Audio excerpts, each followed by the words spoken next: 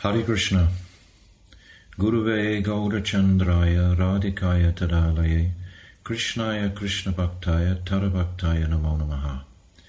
I'm first of all offering millions and millions of Dandavat Pranams unto the lotus feet of my most beloved Gurudev, Nitya Lila Pravishta Om Asto Tarasara Shishimad Srila Bhaktivedanta Narayan Goswami Maharaj. And I'm offering the same again, millions and millions of times, unto the lotus feet of our most beloved Nitya Lila Pravishta Om Asto Tarasara Shishimad Srila Bhaktivedanta Swami Prabhupada, and all our Rupanuga Guru Vargya, and all the Vaishnav and Vaishnavi devotees of the Lord, my Dandavat Pranams. So, today is the 12th day of Kartik, and today is a most special day. Every day of this month is most special, but today is an exceptionally special day because it's Ekadasi of the waning moon. In a few days it'll be the Amavasya. So it's our first Ekadasi this Kartik month, and then the second will be just before the end of this month. So we're all, or hopefully, observing extra tapasya by fasting, however we're doing it today. And today will be quite a short day in the sense that we're just going to do a 2 or 3 hour Vrindavan Parikrama. We're going to walk around the whole of Vrindavan. Vrindavan has something like 5,000 or more temples. So all of these temples, these beautiful temples, we're going to circumambulate today. And during our meditation, we can be remembering all of those personalities who are residing in those temples. We have Radha Gopinath, Radha Damodar, Radha Raman, Radha Gokulananda, Radha Balaba, Radha Shyam Sundar. We have Nidhuvan, Sevakunj, Radha Binod Bihari, Imli Tal, Sringaravat, the VRAJA-MANDAL. We have Banki Bihari, we have Dira Samira, we have Keshigat, Kaliya Daman. We have all the hundreds of samadhis of all the great personalities who have left their body in Vrindavan. So collectively, we can have a very profound meditation as we make our 2 or 3 hour parikrama, circumambulation of Vrindavan today. Just before I begin describing the different places, I just have to confirm that I made a couple of corrections previously. So previously it was said that Shivji was dunked in Man Sarovar by Punamasi to get the form of Gopeshwar Mahadev, but that was incorrect. He was dunked in Brahma Kund, which I believe I mentioned at the time on the audio, which is right next to Gopeshwar Mahadev. Right beside Gopeshwar Mahadev, when we visit there, is Brahma Kund, very beautiful place. And it was there that Shivji was dunked to take the form of Gopeshwar Mahadev, not in Man Sarovar, which was said, I think Tapasri Maharaj mentioned that in a previous presentation. So that's one correction. And the second is that there are definitely 2 absolute distinct personalities between Gopal Bhatta and Gopal Guru. Gopal Bhatta, when he requested Chaitanya Mahaprabhu not to hold his tongue when he was going to the bathroom in the latrine, because Mahaprabhu was saying, responding to Gopal Bhatta's question, Gopal Bhatta is just a small boy, 7 or 8 years old at that time. Mahaprabhu was staying there at his father's house, Venkata Bhatta, in Sri Rangam. And Gopal Bhatta asked Mahaprabhu, why are you holding your tongue? And Mahaprabhu says, because I don't want to contaminate the holy name when I'm in the bathroom. And Gopal Bhatta was responding, saying that most people at the time of death, many people, they become fearful and they pass stool at the time of death. So if they're chanting Hare Krishna, then that name will be contaminated at the most important time of their lives. So then Mahaprabhu, he considered that and said, yes, you are correct.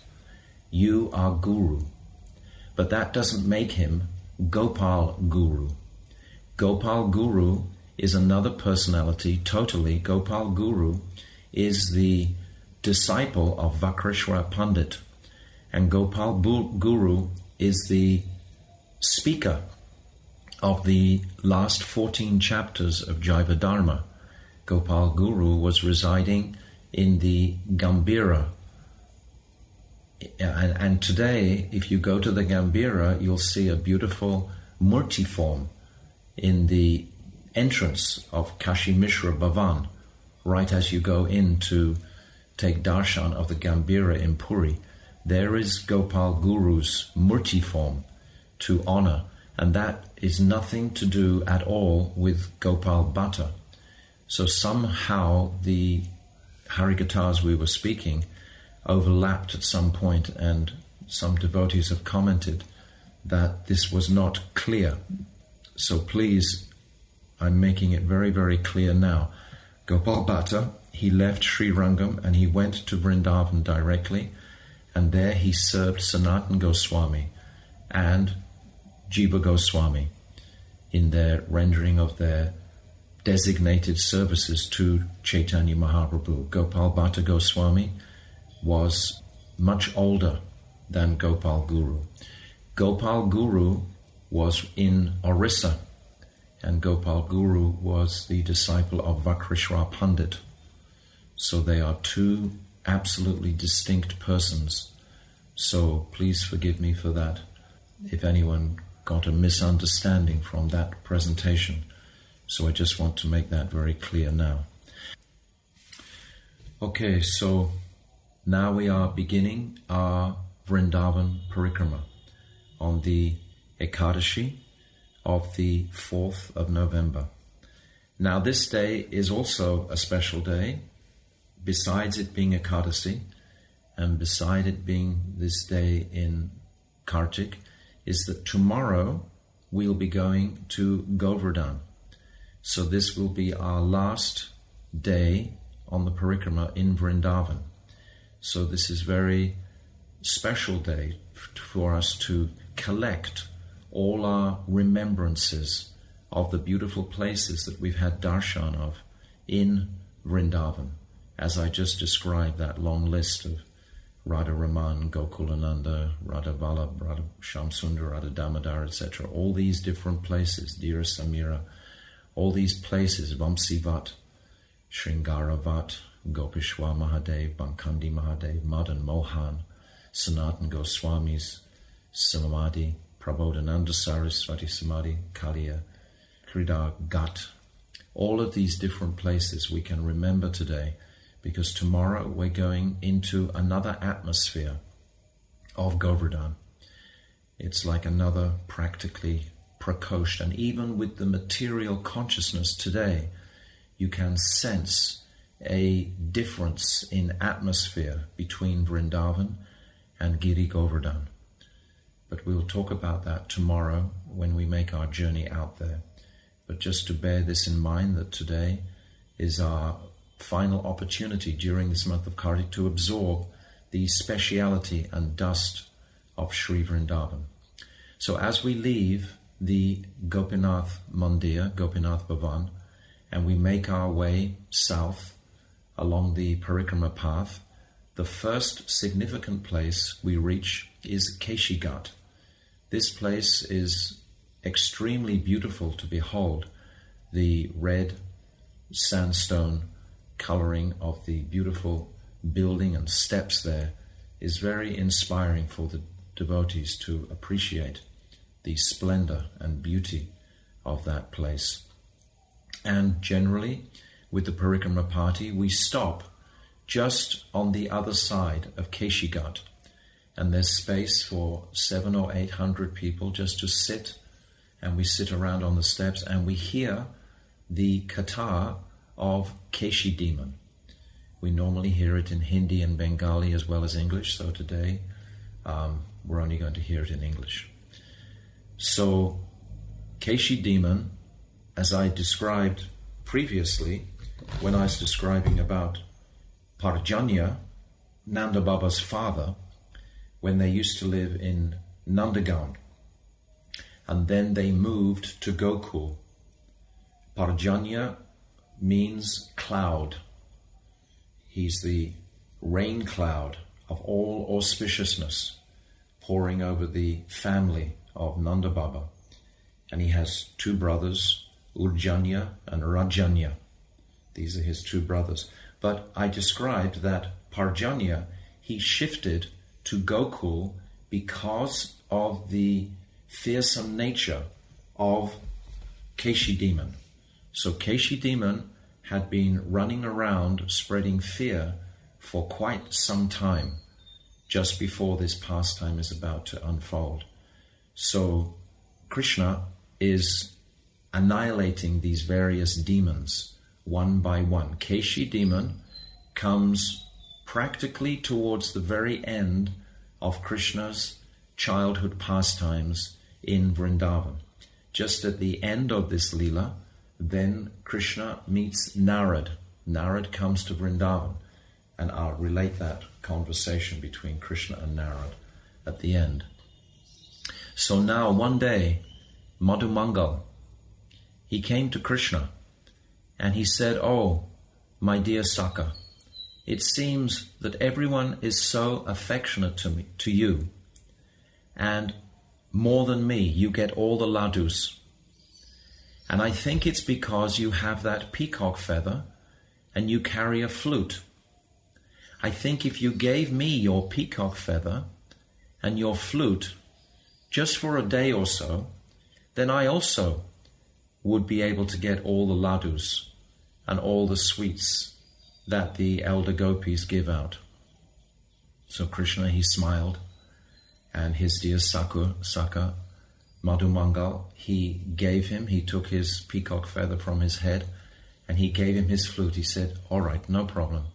You can take this for a day and enjoy the opulence that is bestowed upon you for having these articles." So Madhumangal was wandering around with Krishna's peacock feather and his flute, feeling very confident, and was expecting to be given many ladus and sweets from the elderly gopis because of this. But at this very time, on this very day, Kamsa had ordered his servant Keshi. Remember previously I had mentioned that Kamsa was the greatest of all of these demons. Kamsa had defeated all of them except Putana. Putana was the only one he couldn't defeat, and he made a truce with her, but certainly Keshi was defeated by Kamsa. And Keshi is described as being an enormous horse that was constantly in a fit of rage. He was constantly in the mode of passion, and he was running around at the speed of the mind, and he was tearing up the earth with his hoofs. And it was described that the hairs on his mane, they scattered the clouds and the demigods' planes in the sky, and terrified all around by his loud neighing. So Kamsa had sent Keshi directly to Nandagaon, where Krishna was residing at this time. Krishna now, he's past his Balya Leela, he's past his Poganda age, his age between 6 and 10, and he's nearing the age of his Kishore age, when he's practically ready to leave Vrindavan, very shortly after this. So Kamsa had sent from Mathura Keshi to kill Krishna in Nandagaon. And he described, Keshi asked, "Well, who is Krishna? How will I recognize him amongst all the other Sakas, all the other boys?" And Kamsa, he replied, he always wears a peacock feather and he carries a vamsi, a flute, in his hand. So Keshi came to Braj, to Nandagaon, and he was looking for that boy with the peacock feather and the flute. And of course, who did he see? He saw Madhumangal. Madhumangal is a little chubby. Madhumangal is certainly not brave like Sri Krishna. And when Keshi came and was stamping his hooves loudly on the ground, and he saw Madhumangal, and he saw the peacock feather, and he saw the flute, then he neighed so loud, terrifying everyone, and prepared himself to charge at Madhumangal. Madhumangal was crying, weeping loudly, and immediately Krishna came forward and put his arm around Madhumangal and said, "No fear, no fear." He said, "The Keshi demon has recognized my peacock feather and flute, and he has come looking for me, not for you." And then Krishna, he taunts that Keshi demon like he taunts Aristasura later. And Krishna came forward to face that demon. And Krishna at that time, it's described, he roared like a lion. Remember, this Keshi demon is massive. His mane is moving the clouds around in the sky, this ferocious horse. And then Keshi demon, he was overcome by envious anger, and he rushed at Krishna, who was as if challenging his strength by roaring at him. And he rushed with his mouth open and tried to strike Krishna around with his hoofs at the same time. Krishna, he dodged those hoofs, and he grabbed his hind legs and contemptuously threw him, it's described, 100 bow lengths, which is about 600 feet. And Krishna hadn't even moved. So this Keshi demon, his pride was really pinched. And when he regained consciousness, then his anger just knew no bounds. Then he became ferocious. And he got up again, roaring, and he rushed at Krishna with his mouth wide open to swallow Krishna. But Krishna smiled, and he thrust his left arm into the mouth of the Keshi demon. And it's described that just before this, Krishna had shown Keshi demon his thumb, and he said, "Come, you want to eat this? Come, you can eat this." And when Keshi demon rushed with his mouth open, neighing very loudly, Krishna thrust that left arm right into the mouth of Keshi demon.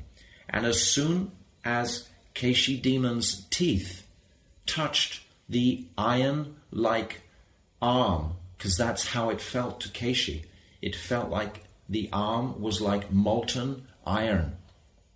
Shukadeva Goswami, he describes this pastime, and he describes very quickly that Krishna's soft lotus arm was not hurt at all, because Shukadeva, he's speaking to Parikshit Maharaj, and Parikshit Maharaj may immediately feel anger towards Keshi demon and immediately feel horror that Keshi should actually bite on Krishna's hand. So Shukadeva Goswami quickly describes that as soon as the teeth of Keshi touched that iron-like arm of Krishna's, immediately all his teeth dropped out. And Krishna's arm then expanded within the mouth of Keshi demon, just like his body had expanded in the throat of Aghasura. When he was chastising Aghasura previously, Krishna had shown this expanding pastime. So now his arm expands so that Keshi demon can no longer breathe. He can't get his breath. So then his eyes began rolling, and his legs were kicking convulsively, and sweat and stool, and then he fell dead on the ground. So very easily, Krishna defeated this massive demon, just in a moment. It seems that this huge demon that had been terrorizing since, as I described before, Parjanya's time in Nandagaon, since that time, then he had been killed just in an instant. And immediately the devas and higher personalities, they began to rain flowers upon Krishna. And Krishna, it's described, without the least bit of pride, Krishna accepted the devas' rain of flowers. And the demigods sprinkled fine drops of water to dispel Krishna's fatigue.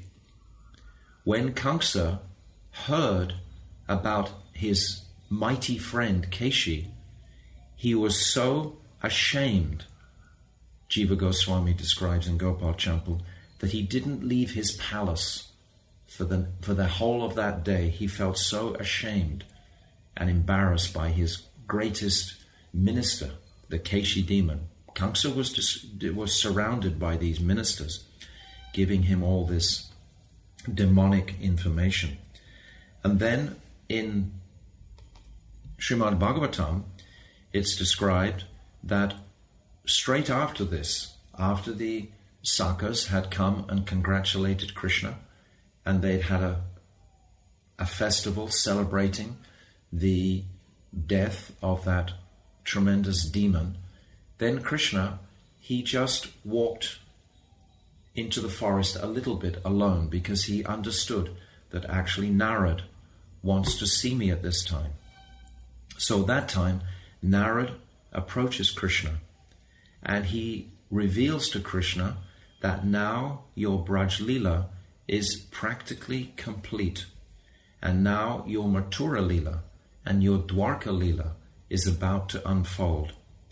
And then Narad, at that time, he relates all that's going to happen in the future to Krishna. He talks to him about Chanura and Mustika. He talks about Kuvalyapida, and he talks about the killing of Kamsa. Then he talks about the killing of the Kalyavana demon and the Narakasura demon and the Conch demon. And he talks about the Parijat flower and the defeat of Indra. And he talks about Krishna marrying many of the daughters of the heroic kings. He talks about King Nriga. He talks about the Shamantaka jewel. He talks about bringing back the Brahman's dead sons from Yamaraj. He talks about Pundraka, burning the city of Kashi. He talks about Dantavakra and Shishupal. He talks about the Kurukshetra war. And he describes all of these pastimes in a number of verses to Krishna, straight after the killing of Keshi. So Krishna, after this killing of this demon, is preparing to leave Vrindavan. But as I described a lot yesterday, how Krishna never leaves Vrindavan. Nevertheless, it's Vasudev Nandan, the son of Vasudev, who will leave Vrindavan with Akrura. And we've already discussed that remarkable pastime of Krishna and Balaram leaving Vrindavan, and Akrura seeing that personality of Vasudev Nandan and Devaki Nandan, that Krishna and Balaram on their way to Mathura. But Krishna himself is always in Vrindavan. Vrindavanam parityaja na padam ekam gacchati. That Krishna never sets a single foot outside of Vrindavan. The Keshi demon, Bhaktivinoda Thakur describes in his Krishna Samhita, represents vanity of thinking oneself a very great devotee or a guru. Srila Bhaktisiddhanta Saraswati has said, as soon as we have the conception that we are guru, then our devotional life is finished. We are always the servants of the Vaishnavas. This abhiman, this identity of being guru, is not conducive to our devotional service of being the servant of Sri Krishna always. We take the role of instructor as guru, but the guru himself is not thinking, oh yes, I am guru of all these disciples, they are mine. This is totally opposed to Siddhanta. So Keshi, he represents this mentality of thinking, I am a great devotee or I am guru. And also it represents the attachment to rising wealth and material accomplishments. Krishna is the arranger of everything. Krishna and his potencies, they arrange everything. Bhaktivedanta Swami Prabhupada, he says this repeatedly. Bhaktivedanta Swami Prabhupada, in our lives we saw the great phenomena that he accomplished in his life, and yet we saw alongside of that the tremendous humility that he exhibited constantly, ceaselessly. He never took credit at any moment for himself. Therefore he was uninfluenced by this Keshi demon. But just as a detail, whenever we would speak these different pastimes in front of Srila Gurudev, Gurudev would be enraptured hearing the beautiful pastime in Braj of Krishna. But as soon as we began to speak about what these demons represented, immediately, practically every time, Srila Gurudev would just say, sit down. He didn't really want to leave Braj. He didn't want to go into that rational, intellectual place of analyzing the demon and what he represented, even though Bhaktivinoda Thakur has given us these truths. But at the same time, the flavor of the Leela is far more important than what we understand those demons represent. So I'm just sharing that appreciation that always the Leelas themselves are the most prominent aspect that we want to hear. It's not that we want to sit for hours debating over the vanity that Keshi represents. We should appreciate, yes, that anartha, but that anartha can be purified very easily simply by hearing the sweet pastime.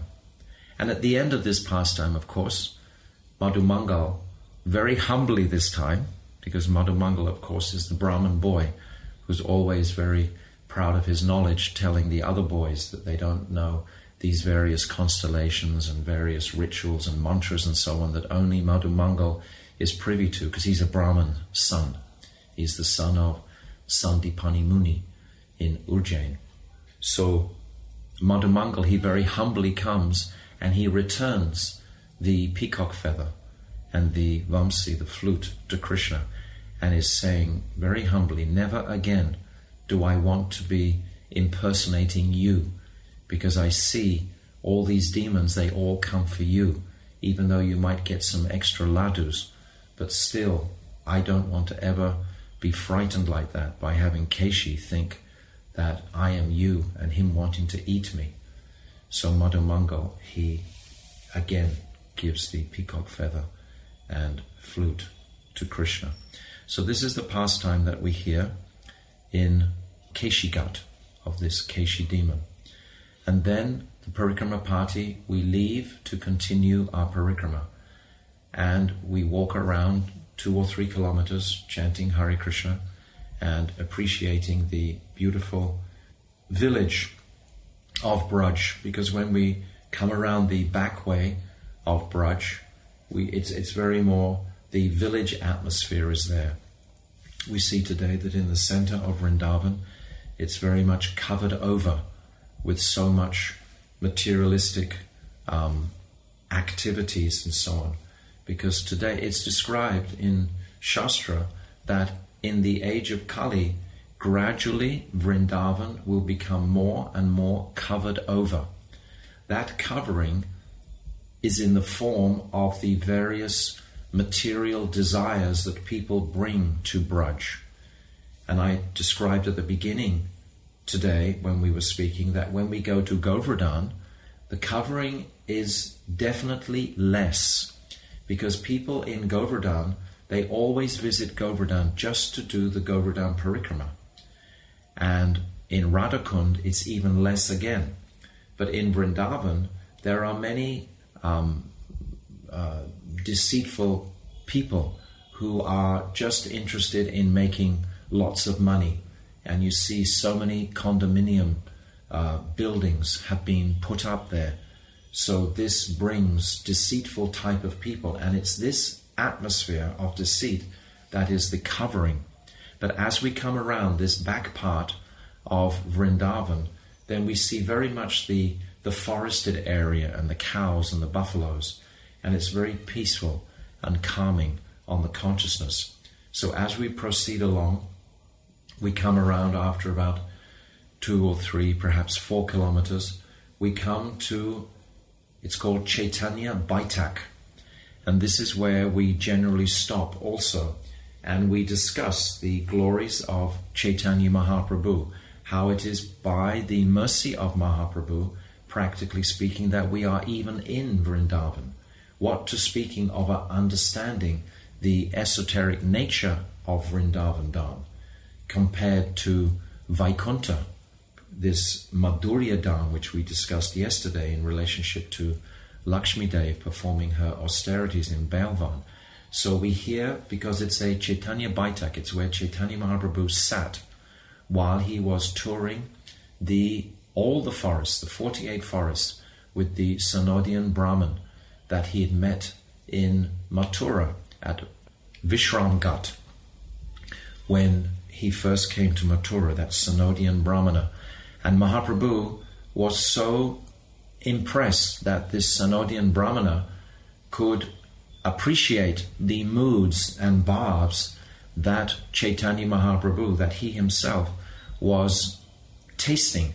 And he inquired from this Sanodian Brahmana, where did you get, who did you meet that introduced you to these moods and bhavs, so that you're able to appreciate my moods and bhavs also. And that Sanodian Brahman, he revealed, I had the darshan and fortune to spend some days with Madhavendra Puri. When Madhavendra Puri was passing through Vrindavan, that Sanodian Brahmana, he entertained and he hosted Madhavendra Puri. So this is where that Sanodian Brahman got his moods or his bhav to appreciate the speciality of Chaitanya Mahaprabhu. So when Mahaprabhu was traveling around the different forests with that Brahmana, he was sensing that now my Sham mood is becoming more prominent.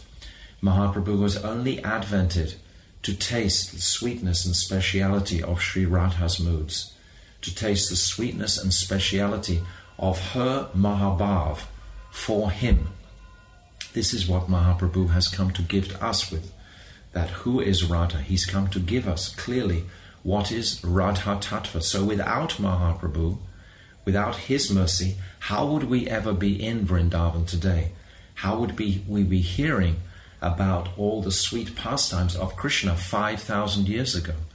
Actually, none of us would have developed the adhikar sufficiently to have come to Vrindavan, because without the gift of the holy name that Sachinandan Gaurahari has given to us, this holy name has always been present, but it was never empowered the way that it's empowered now. Mahaprabhu empowered this holy name. He gave it the potency that it would cut through this dense thickness of Kali Yuga mentality and cut into the core of the heart to clear the space so that we can hear these pastimes and drink them right down to the core of our existence, so we can hear them very happily. And by hearing that, by accepting these pastimes into our hearts, then very quickly we can connect deeply, significantly with that spiritual domain, with that highest place of service to Sri Radha and Krishna. Our soul can again awaken to its constitutional position of eternal service to Radha and Krishna. So this is gifted entirely by the mercy of the causeless mercy of Sachinandan Gaurahari, who is giving us this understanding of who is Radha and what is the nature of the love between Radha and Krishna. When we chant this Mahamantra, there are three Ishtadevs. There is Radha, there is Krishna, and there is the Prem between them. So we are serving this Prem, this Unnata Ujjvala Ras. We are serving that Unnata Ujjvala Ras. We are serving it in the form of Manjari. This Manjari Bhav is the treasure, Swa Bhakti Shriyam. Srila Bhakti Vedanta Swami Prabhupada, in this fourth verse of Adi Lila, chapter 1, Anapita Chirim Chirat Kurana Vartinokalo Samadavaitam Unnata Ujjvala Rasam Sva Bhakti Shriyam. He translates this Shriyam as treasure. But what is the treasure? What is the treasure that Mahaprabhu has come to give?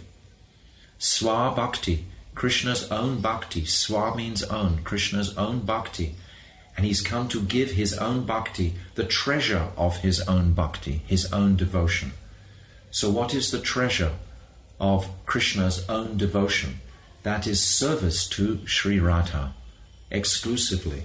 So this Manjari Bhav is what Chaitanya Mahaprabhu has come to distribute through the power, the potency of the holy name in this age.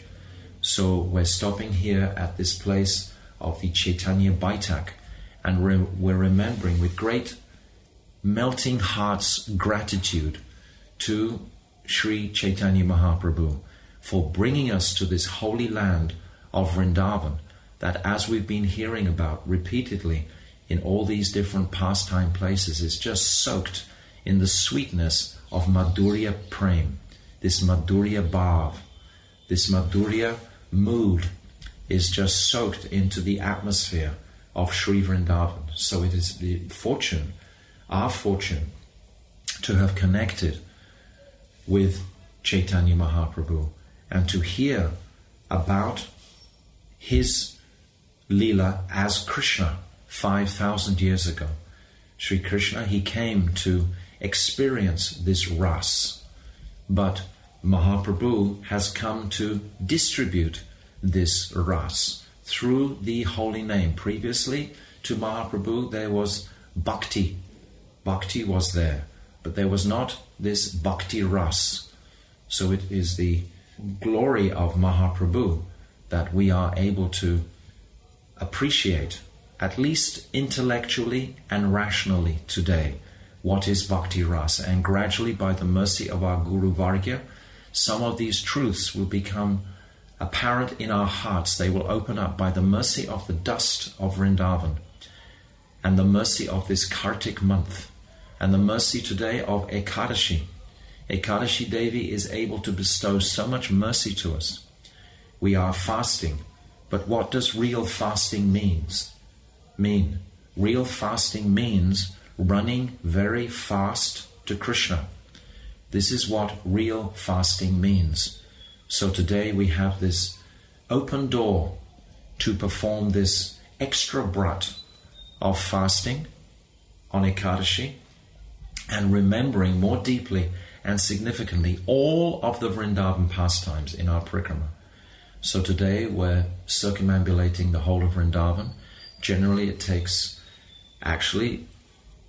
it always takes, if you go alone and you don't stop anywhere, it'll take you 2 hours. And if you go very slowly, walking very slowly, it'll take you 2 hours. And if you try to walk very fast and complete it quickly, it'll still take 2 hours. It seems to be a phenomenon that however slow or quickly you walk around this Vrindavan Parikrama, it takes practically the same of 2 hours. So we're circumambulating all these different holy places. We'll come around the beautiful temple of the Krishna Balaram temple, where the Samadhi of Srila Bhaktivedanta Swami Prabhupada has been placed by the hand of our most beloved Gurudev, Srila Bhaktivedanta Narayan Goswami Maharaj, for us to take shelter of.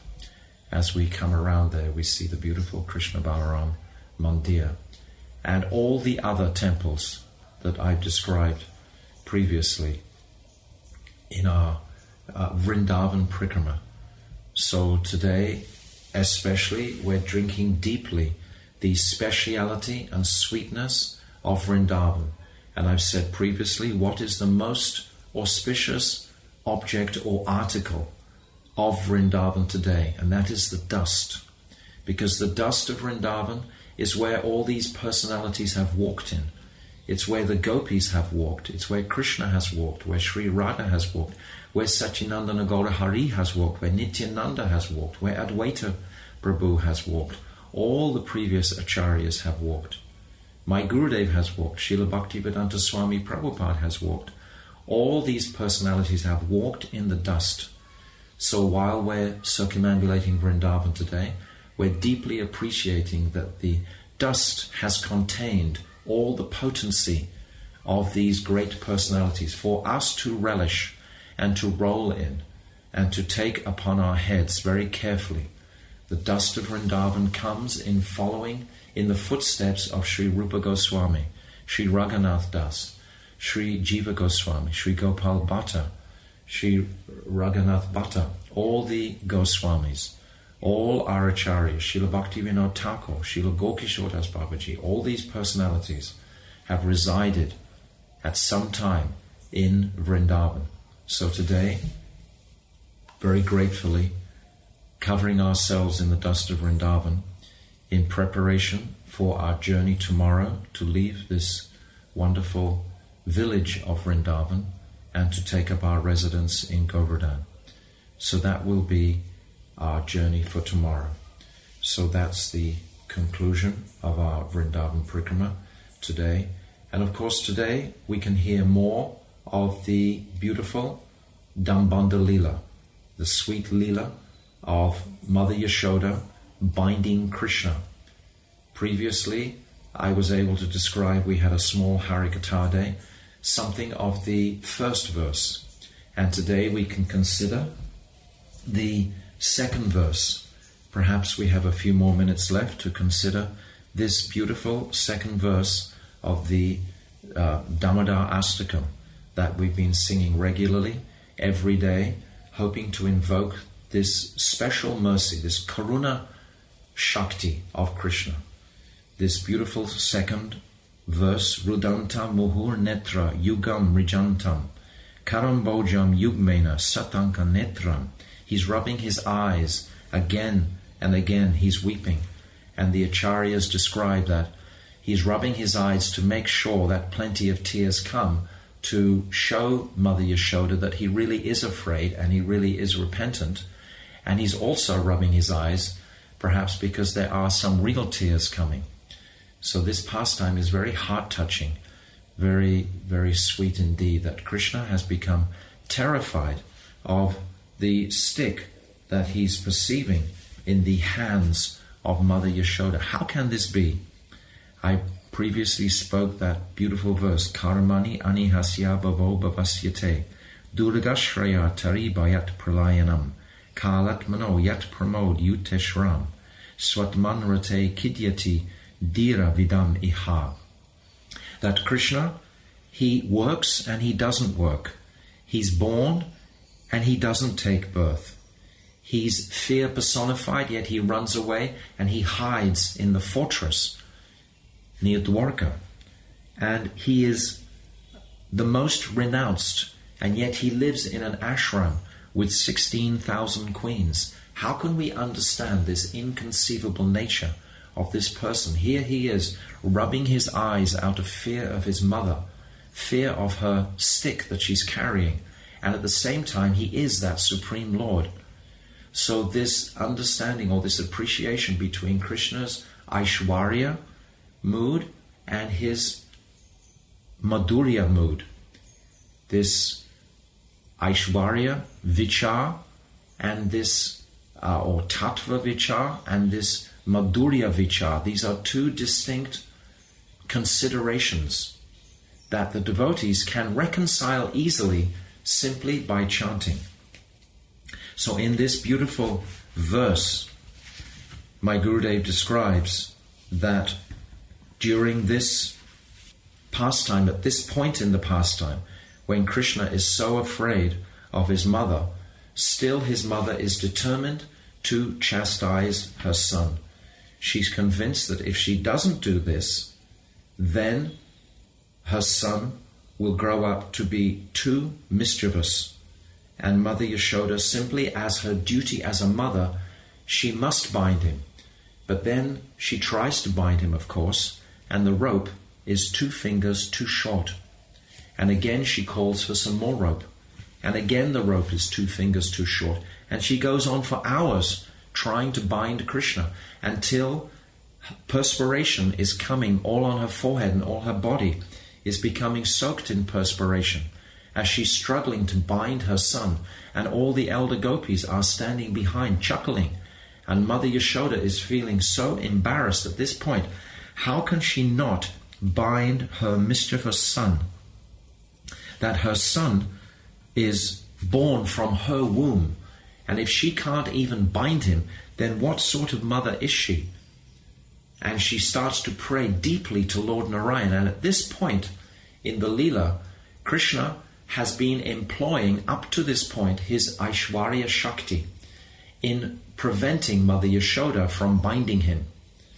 And now that he starts to see the effort that Mother Yashoda is going through to bind him, and the perspiration that has come on her body in her effort, and how the flowers have fallen from her hair, her braid has become undone, and yet still she's determined to bind him. When he sees this determination and he sees this effort, then his Karuna Shakti, his compassionate Shakti, overpowers Krishna. It overwhelms Krishna. This Vatsalya, this Bhakta Vashyata Vishesh, this Vatsalya mood, this speciality of his Vatsalya Prem, overwhelms Krishna. And then he agrees to Mother Yashoda binding him. Then Mother Yashoda, she binds him in a very tight knot. And as Mother Yashoda, she thinks, oh, I will leave him here for some time and I'll go and finish churning the yogurt, and then I'll return and then I'll feed him a little bit and then I'll breastfeed him and settle him down. This is what Mother Yashoda is thinking. So she leaves Krishna bound to that grinding mortar. Mother Yashoda was considering that this grinding mortar is also an accomplice in the act of breaking the yogurt pot, because Krishna was standing on the grinding mortar. So she leaves Krishna there, bound securely to the grinding mortar. And immediately Mother Yashoda goes away. All the sakas, they come in and they start clapping. And then Krishna's tears start to dry up. And he also starts smiling. And then the sakas, they try with all of their effort to untie the knot that Mother Yashoda has bound Krishna with. But none of them, of course, can, because this knot has been bound with pure Vatsalya Prem of Mother Yashoda. So Sakyabhav cannot untie that knot. So then the sakas, they decide, oh, we will just push this grinding mortar into the courtyard, and then we'll have some fun in the courtyard. And as they come into the courtyard, then in Krishna's heart, he remembers his dear devotee Narad, and he remembers the curse that he made to the sons of Kuvera. And by remembrance of that pastime of his dear Narad, his dear devotee Narad, then he decides now is the time to liberate these two personalities, this Nalakuvera and Manigriva. He decides now I will liberate them from this curse of being the twin Arjun trees. So then, with the help of the sakas, he crawls between these two trees. These two trees, the base of the two trees have fused together as if they're one, but they're coming out of the ground like they're two. And Krishna crawls between the two trees, and the grinding mortar that he's pulling behind him, of course, gets stuck between the two trees and won't come any further. And at that time, Krishna, he gives just a little tug, and then straight away, these two massive trees, they become crashing down to the ground with a tremendous, fearful, crashing sound, which terrifies the whole of Braj. And at that time, immediately, Nanda Baba and all the elder Gopas, they immediately rush to see what is the cause of that great disturbance. And to their horror, they see these massive Arjuna trees have crashed to the ground. But baby Krishna is just standing right in the midst of it with the other sakas quite unharmed. And Nanda Baba, he's astonished. At that time also, of course, Mother Yashoda, she comes running out of her kitchen area, hearing that sound, and is astonished. And Mother Yashoda, it's described, just goes dumb. She cannot speak. She's struck with so much horror because naturally she's feeling that she's implicated, because she sees Krishna and he's tied to the grinding mortar. He can't move. And this catastrophe has happened around him. So she is just mortified. Then Nanda Baba, he comes straight across to Krishna and he picks Krishna up, and then he notices, oh, he's tied to this grinding mortar. And very easily, immediately, in a moment, Nanda Baba, with his Vatsalya Prem, is able to undo that knot.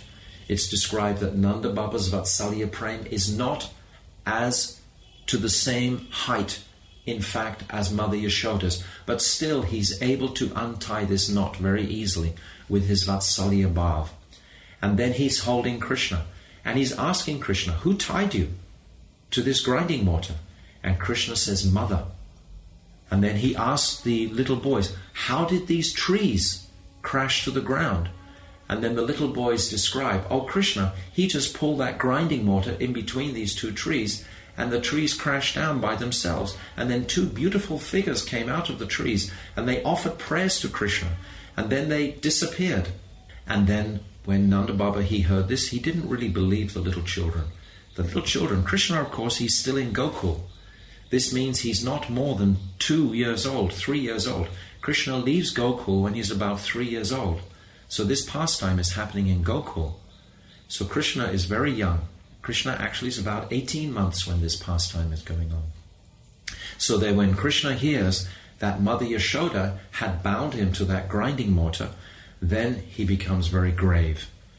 And then he says, okay, now we must punish Mother Yashoda. We will not talk to her for the rest of the day.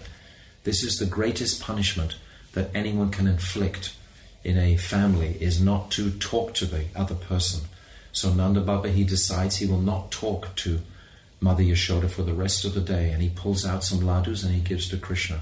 Then he picks up Balaram on one arm and Krishna on the other and goes to the Goshala.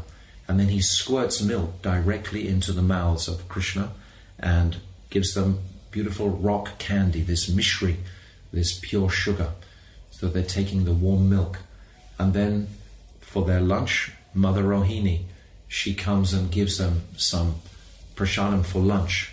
But Nanda Baba, he won't speak or even look at Mother Yashoda. Mother Yashoda, in the meantime, she's just sitting. She can't move. She's sitting like a statue for the entire day, struck with horror that practically her child could have been killed by these falling trees. She's so bewildered. She's just struck.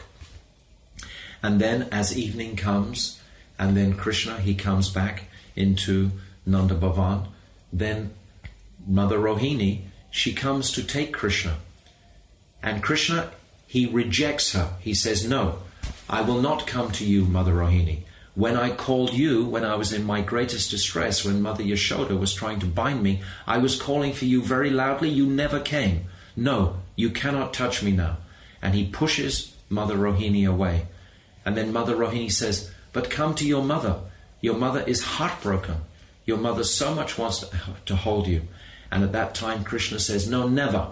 I will never go to my mother. She bound me to that grinding mortar. I'm not going to mother. And then Nanda Baba, he says, shall I beat mother? And he lifts his hand up. And Krishna grabs his hand and says, no, no. And then Mother Rohini says, what happens if Mother Yashoda may leave her body? And Krishna, he's struck for a moment. And he thinks, oh my God, if mother dies, then what? Then he wiggles out of his father's arms and he rushes to Mother Rohini. And then Mother Rohini, she very gently, she takes Krishna and she brings him to Mother Yashoda. And then Mother Yashoda, she begins to weep and wail very, very loudly at that point. And Krishna also, he's weeping and wailing very loudly at this point. And then all the onlookers, all the elder gopis, they also begin to weep very loudly. And then all the gopas, they also begin to weep. And the sakhas begin to weep. Nanda Baba begins to weep. So this has created such a pool of nectar, which we're going to hear about in the third verse. This is the second verse of the Damodar Astakam. In the third verse, it's describing this Lila Bir Ananda Kunde, that these Leelas are creating a kund of bliss. So these pastimes are all being performed, of course, to inspire more the sweetness and speciality of the relationships of Madhurya. They're just churning these relationships to such a thick pitch where Krishna is relishing so much the speciality and sweetness of this Madhurya Prem. So this Madhurya Prem is flooding all of Vrindavan. And today we are remembering this pastime in conjunction with our Kartik Brat, in conjunction with our leaving Vrindavan tomorrow. So in a mood tinged with some future separation, we are remembering all these beautiful pastimes today. So Shri Vrindavan Parikrama ki jai, Shri Ekadasi Brat ki jai, Shri Kartik Brat ki jai, Srila Bhaktivedanta Narayan Goswami Maharaj ki jai, Srila Bhaktivedanta Swami Prabhupada ki jai, Rupanuga Guru Varga ki jai, Anantakota Vaishnava Vrinda ki jai, Gaura Premanandi Hari Hari Bol.